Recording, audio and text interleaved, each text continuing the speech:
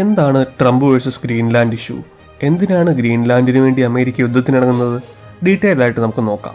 2026 ജനുവരി 21 ലോക നേതാക്കൾ കൂടുന്ന വേൾഡ് എക്കണോമിക് ഫോറത്തിൽ വെച്ച് ട്രംപ് പറഞ്ഞത് ലോക സുരക്ഷയ്ക്കായി അമേരിക്കയ്ക്ക് ഒരു ചെറിയ ഐസ് കഷ്ണം വേണമെന്നാണ്. അത് ഗ്രീൻലാൻഡാണ്. ആർട്ടിക് മേഖലയിൽ ശക്തരാകുന്ന റഷ്യയെയും ചൈനയെയും തടയണമെങ്കിൽ അമേരിക്കയ്ക്ക് ഗ്രീൻലാൻഡ് കൈവശം വെച്ചേ മതിയാവൂ എന്നും ട്രംപ് കൂട്ടിച്ചേർത്തു. ഗ്രീൻലാൻഡ് എവിടെയാണ് സ്ഥിതിയെന്ന് നമുക്ക് നോക്കാം. ഗ്രീൻലാൻഡ് എന്നത് കാനഡയുടെ അടുത്തും യൂറോപ്പിന് മുകളിലുമായുള്ളൊരു വലിയ ദ്വീപാണ്. മിക്ക ഭാഗവും ഐസ് മൂടിക്കിടക്കുന്നതാണ്.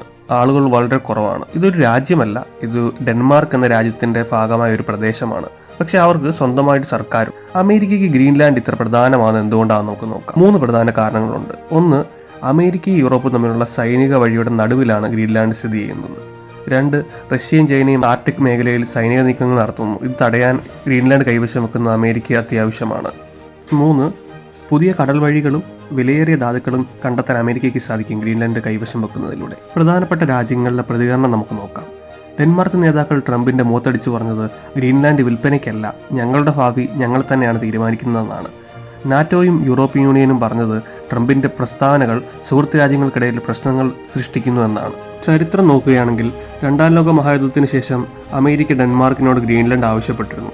എന്നാൽ ഡെൻമാർക്ക് അത് നിരസിച്ചു. പക്ഷേ അമേരിക്കയ്ക്ക് അവിടെ സൈനിക താവളം സ്ഥാപിക്കാൻ അനുമതി നൽകി.